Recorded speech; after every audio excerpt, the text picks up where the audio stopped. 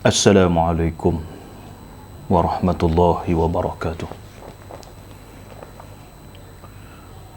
A'udzu billahi minasyaitonir rajim. Bismillahirrahmanirrahim. Alhamdulillahi rabbil alamin. Wassalatu wassalamu ala asyrafil anbiya'i wal mursalin wa ala alihi wa sahbihi ajma'in. Allahumma salli ala sayyidina Muhammadin wa ala alihi wa sahbihi ajma'in. Amma ba'du. Alhamdulillah, pertama sekali kita bersyukur kepada Allah Subhanahu wa taala. Di kesempatan ini kita masih lagi diberi kelapangan masa oleh Allah Subhanahu wa taala untuk sama-sama kita mengisi ruang dan masa yang ada ini untuk kita baca kitab Tanbihul Ghafilin ini, iaitu peringatan bagi mereka, bagi orang-orang yang lalai. Kerana kita manusia ni sentiasa berada di dalam kelalaian. Tak kira siapalah kita ni, sama ada dia tu banyak ilmu ke, sikit ilmu ke, tak ada ilmu ke, bila sebut kita ni manusia, ada bahagian lalai kita. Walaupun dia tu kata banyak ibadat macam mana pun, ustaz sendiri ke, siapa dia pun, mesti ada tempat yang dia lalai. Maka kita ambil kesempatan ini untuk sama-sama kita memperingati diri kita sendiri, sama-sama kita memperingati, kerana kita semua manusia yang sentiasa terdedah kepada kelalaian. Jadi dengan ilmu, dengan peringatan inilah yang boleh menyadarkan kita daripada kelalaian diri kita. Kerana biasa yang lalai ini akan bawa kepada kerugian. Perkara-perkara yang lalai, kelalaian ini akan bawa kepada kerugian. Sama ada kerugian itu di dunia, dan kerugian yang paling besar ialah di akhirat kelak. Kita minta jauh lah rugi ni. Jadi insya-Allah pada hari ini kita cuba lihat kembali sambungan al-bab tsalis, bab yang ketiga yang berkenaan dengan akal dan bebal ini. Qala muallif rahimahullahu ta'ala wa nafa'ana bi'ulumihi fid darain amin ya rabbal alamin. Dan kata ahli ma'rifah, apabila berhimpun bagi seorang laki-laki itu, iaitulah orang yang sempurna akalnya, bermula ilmu dan amal dan adab, dinama akan dia akal. Baik. Dan kata ahli ma'rifah, ahli ma'rifah ni orang yang dipilih oleh Allah Subhanahu wa taala, yang mempunyai keilmuan yang mendalam, tilikan yang mendalam. Ini ahli ma'rifah. Dia tidak, ahli ma'rifah ini dia tidak hanya melihat kepada mata zahir sahaja, tetapi dilihat dia pada mata batin ataupun mata hati. Dia melihat satu perkara, orang-orang yang diberi ma'rifah ini, ahli-ahli ma'rifah ini, dia tidak melihat kepada yang zahir sahaja, tetapi dia lihat dengan mata hati. Bukan lihat dengan mata ini saja, tapi dilihat dengan mata hati. Dan bila mana dia melihat dengan mata hati, kebiasaannya, tirikannya itu tepat, pandangannya tepat, penglihatannya tepat. Kalau kita macam kita orang awam, orang biasa ni, kita tengok dengan mata, apa yang kita nampak, itulah apa yang kita lihat, itulah yang kita boleh buat kesimpulan. Adapun ahli ma'rifah ini, dia tilik dengan mata yang zahir dan juga dengan mata hati. Tilikannya itu tilikan yang tepat, tidak sebagaimana kita lihat. Dan kata ahli ma'rifah, orang yang kenal sungguh. Dia kenal Allah Ta'ala, dia kenal diri dia. Kata dia, berhimpun bagi seorang laki-laki itu, iaitulah orang yang sempurna akalnya, bermula ilmu dan amal dan adab. Dinamakan dia akal. Jadi bagi orang yang sempurna akalnya,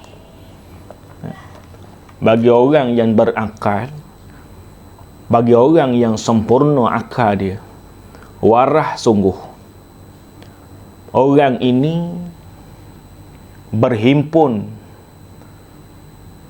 bergabung ataupun terjalin di dalam dirinya tiga benda, tiga perkara, iaitulah disebutkan dalam kitab kita ni, iaitu ilmu. Orang yang berakal, kata ahli makrifah ni, orang yang berakal ini ialah gabungan terhadap tiga perkara ni, iaitulah ilmu dan amal dan juga adab. Kalau salah satu daripadanya tidak ada, ya, kalau salah satu daripadanya tidak ada, maka tidak lengkap, tidak sempurna akal dia. Kalau sekadar ada ilmu, ya, belajar ilmu, tuntut ilmu, jadi orang yang alim, orang yang ada ilmu, orang yang berilmu, tetapi dia tidak beramal dengan ilmu dia, tidak ada guna, tidak ada manfaat ilmu tersebut. Jadi ilmu tersebut tidak beri manfaat pada diri dia. Dia belajar ilmu, belajar tinggi, ya, ada ilmu banyak, tetapi tidak beramal dengan ilmu, tak ada guna juga. Ya, kalau ada ilmu, maka mesti beramal. Oleh sebab itulah kita dalam kehidupan kita hari-hari, bila mana kita mendapat ilmu terhadap sesuatu perkara, ya, bila mana kita boleh ilmu terhadap sesuatu perkara, walaupun sikit, maka kita terus beramal. Ya, kita boleh ilmu yang sikit ilmu, maka kita terus beramal.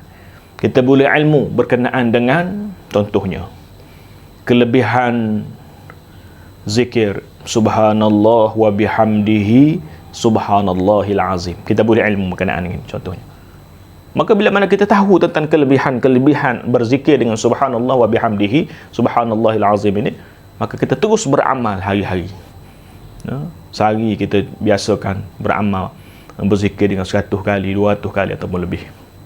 Ini orang yang ilmu dan beramal. Tak ada guna kalau seseorang itu ada ilmu tapi tidak beramal dengan ilmu tersebut. Artinya ilmu yang dia tuntut itu tidak beri manfaat kepada diri dia sendiri. Sedangkan ilmu ini kita tuntut ialah kerana amal, ya? Kita tuntut kerana untuk beramal. Tetapi kalau ada ilmu tapi tak beramal, tak ada guna. Begitulah sebaliknya, beramal tanpa ilmu tak ada guna juga. Beramal, buat amal ibadat, buat amalan tapi tak ada ilmu, tidak menuntut berkenaan dengan ilmu tersebut, maka tak ada guna amal itu. Umpamanya sembahyang, ya, sembahyang berapa ramai orang yang sembahyang, tapi adakah sembahyang itu melalui ilmu ataupun sekadar ikut-ikutan? Tengok orang sembahyang, kita sembahyang juga. Tak boleh macam tu. Mestilah bila mana kita beramal terhadap sesuatu amalan, mestilah berasaskan kepada ilmu. Kalau kita nak sembahyang, kita mesti tuntut ilmu berkenaan dengan sembahyang. Mesti cari guru dan kita berguru dengan guru tersebut sehingga kita boleh beramal dengan sembahyang itu. Kita boleh buat sembahyang dengan sempurna. Tak boleh kita belajar berkenaan dengan sembahyang ini, kita belajar sekadar kita baca buku saja tanpa guru, tak boleh. Ya, kita belajar bab sembahyang, kita beli buku, berjilid-jilid buku kita beli, kita baca sendiri, tak boleh juga. Kita mesti mendapatkan penjelasan dan juga penerangan daripada guru. Ya, daripada guru. Kerana baca kita ni tak tahu macam mana kita faham. Kadang-kadang kita tak faham. Ya, kadang-kadang kita salah faham, menyebabkan kita beramal dengan perkara yang salah. Apa yang kita takut, apa yang kita baca itu, kesalahfahaman itu mari daripada iblis, daripada syaitan. Maka hacul bulah ibadat kita. Maka kita carilah ilmu untuk kita beramal. Nak beramal tentang sembahyang, cari ilmu tentang sembahyang, berguru tentang sembahyang, maka kita beramal. Kita nak berguru tentang sembahyang ni, kita tanya orang yang lebih faham, kita tanya orang yang lebih tahu. Tak semestinya formal, tak formal pun tak apa. Kita pergi jumpa seorang ustaz, tanya berkenaan sekian. Dan dia beri penjelasan kepada kita. Tuntut ilmu lah tu. Yang pentingnya kita beramal mestilah berdasarkan kepada ilmu. Begitulah juga dengan ibadat-ibadat yang lain, puasa ke, haji ke, mesti ada ilmu. Dua gabungan ini mesti berilmu dan beramal. Kemudian beramal mesti berasaskan kepada ilmu. Ya. Kita bimbang kalau kita buat satu amalan, ya. Kita buat sesuatu amalan tiba-tiba tanpa berasaskan kepada ilmu. Kita takut amalan kita itu tidak diterima oleh Allah Subhanahu wa taala. Ya. Kita beramal tapi tidak berdasarkan kepada ilmu, bukan dengan ilmu. Walaupun mungkin betul dari segi perbuatan kita, tapi tanpa berasaskan kepada ilmu, kita tidak menuntut ilmu berkenaan dengan ibadat tersebut, maka kita bimbang dan kita takut ibadat kita tidak diterima oleh Allah Subhanahu wa taala. Oleh demikian, banyakkan masa kita. Ya, kita ruangkan masa kita untuk kita menuntut ilmu. Sekarang ini ruang untuk menuntut ilmu ni cukup luas. Ya. Dengan tempat-tempat masjid dan seumpamanya. Kemudian dan tempoh sekarang ini ada banyak, kalau kita lihat tuan-tuan guru kita yang banyak buat live kelas-kelas pengajian, boleh kita lihat, boleh kita tonton, boleh kita berguru. Kita berguru, cari ilmu, insya-Allah. Amalan kita pun ada kelazatan. Bila mana kita tuntut ilmu dan kita beramal dengan ilmu kita, kita buat ibadat pun rasa lazat. Ada kemanisan di situ. Ada kemanisan dalam kita beribadat. Jadi oleh demikian itu, cari ilmu dan kita beramal. Satu lagi yang mustahab, gabungan berilmu, kemudian dia beramal, kemudian dia jadi orang yang beradab. Berilmu, beramal dan juga beradab. Mesti ada 3 perkara ni. Berilmu, beramal dan juga beradab, berakhlak. 3 perkara ni mesti ada. Berilmu, beramal dan juga beradab, akhlak. Kalau kita ada ilmu dan kita ada ilmu, kemudian kita beramal tetapi tak ada akhlak, tak ada guna juga. Ada ilmu yang banyak, amalan pun banyak, hebat amalan dia, tapi tak ada adab, tak ada akhlak, tak guna juga. Ada ilmu, alim, kemudian dari segi ibadat pun comel, tiba-tiba mulut cakap uduh, suka mengupak orang. Ilmu, kemudian dia beramal, ada amal ibadat, kemudian mulut ni suka mengupak kat orang. Tu akhlak tu, tak ada akhlak tu. Jadi itu masuk bahagian akhlak, tak ada akhlak. Mulut suka mengupak kat orang ni tak ada akhlak. Suka fitnah orang, suka deki kat orang, ya? Suka adu domba, suka meracuni pemikiran orang dengan perkara yang tak baik. Ini semua ada, tak ada akhlak. Jadi kita semaya, kita beribadat tapi tak ada akhlak, maka ini tidak ada kualiti. Dan kualitinya ialah kita ada ilmu, kemudian kita beramal dengan ilmu dan kita menunjukkan ataupun kita mempamerkan ketinggian akhlak. Ya, kan Nabi SAW sendiri diutuskan untuk menyempurnakan akhlak, diutami memakarimal akhlak, untuk menyempurnakan akhlak manusia, menyempurnakan akhlak. Ada akhlak ni penting. Akhlak ni barang yang perkara yang orang boleh tengok pada diri kita. Ya, akhlak ni sama ada di segi perbuatan kita, percakapan kita dan sebagainya. Kita kena jaga. Kita kena jaga akhlak kita, sikap kita, ketinggian peribadi kita. Barulah sempurna akal. Barulah sempurna ibadat. Barulah sempurna ilmu. Maka gabungan ketiga-tiga perkara ini, keilmuan, amalan dan juga adab ataupun akhlak ini, maka jadilah seorang manusia yang berakal sempurna. Jadilah seorang manusia yang mempunyai kewarasan akal yang sempurna, insya-Allah. Kemudian lagi kita sambung sikit lagi. Dan apabila mengetahui ia dan diamalkannya dengan tiada adab, maka iaitu ilmu yang tiada berakal. Tiada ilmu. Apabila dia mengetahui, dia tahu dia ada ilmu, kemudian dia beramal, seperti yang disebut tadi, dan kemudian dia beramal dengan ilmu tersebut, tetapi beramal dalam keadaan tidak ada adab. Beramal dalam keadaan tidak ada adab, tidak beradab, maka iaitu ilmu yang tidak berakal. Maka tak ada akal juga. Dia ada ilmu, dia beramal, tapi beramal dalam keadaan tidak beradab, maka jadilah dia ilmu yang tidak berakal. Sia-sia juga ilmu ini, sia-sia juga diri dia. Ada ilmu, beramal, tapi tak ada adab, tidak ada kemuliaan peribadi, akhlak tidak ada. Maka ini jadi orang yang berilmu tapi tidak berakal. Ada ilmu, jadi orang yang berilmu tapi tidak berakal. Berapa ramai manusia, berapa ramai orang yang berilmu tapi dia tidak berakal. Inilah ilmu, beramal tapi tidak ada adab.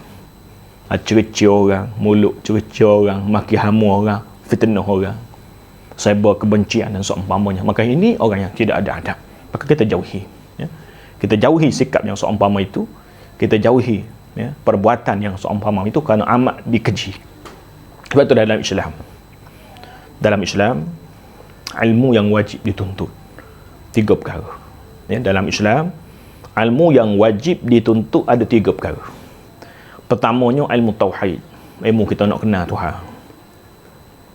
Ilmu kenal Tuhan berkaitan dengan kenabian, berkaitan dengan perkara gaib dan seumpamanya. Kemudian ilmu yang kedua yang wajib kita tuntut, ilmu fiqh. Kita nak cara nak beramal, ya, ilmu fiqh. Cara kita nak beramal dengan ibadat. Bab semayang kena belajar bab semayang, nak puasa kena belajar bab puasa, nak pergi haji, nak pergi Makkah kena belajar bab cara nak buat haji dan seumpamanya. Begitulah ibadat-ibadat yang lain kena belajar. Itu fiqh. Kemudian tasawuf. Tasawuf inilah nak bercara tentang masalah akhlak, masalah adab. Perbincangan berkait tentang anggota, macam mana kita nak menggunakan anggota pada hak yang sebenar, dan juga perkara yang berkait tentang hati, nak mensucikan hati, ya, nak membersihkan hati, nak mensucikan hati dengan cara kita menghiasinya hati itu dengan sifat-sifat yang baik, menghiasi diri kita dengan sifat-sifat yang baik, kemudian kita bersih, kita cuci, kita buang sifat-sifat yang tidak baik. Ini ilmu tasawuf. Maka 3 ilmu ini wajib dituntut. InsyaAllah kalau kita tuntut ilmu yang ketiga-tiga ilmu ini, insyaAllah kita akan dapat jadi orang yang berilmu, orang yang beramal dan juga orang yang beradab. InsyaAllah boleh kita mencapai matlamat ilmu itu sendirilah, insyaAllah. Dan kata orang, taubat seorang laki-laki dan bimbang ia dengan ibadah. Wallahu subhanahu wa ta'ala a'lam. InsyaAllah kita akan sambung lagi perbahasan dan juga bacaan kitab Tanbihul Ghafilin ini pada masa yang akan datang. InsyaAllah mudah-mudahan kita semua mendapat rahmat dan keberkatan daripada Allah subhanahu wa ta'ala. Aqulu qawli hadha wa astaghfirullahal azim li wa lakum.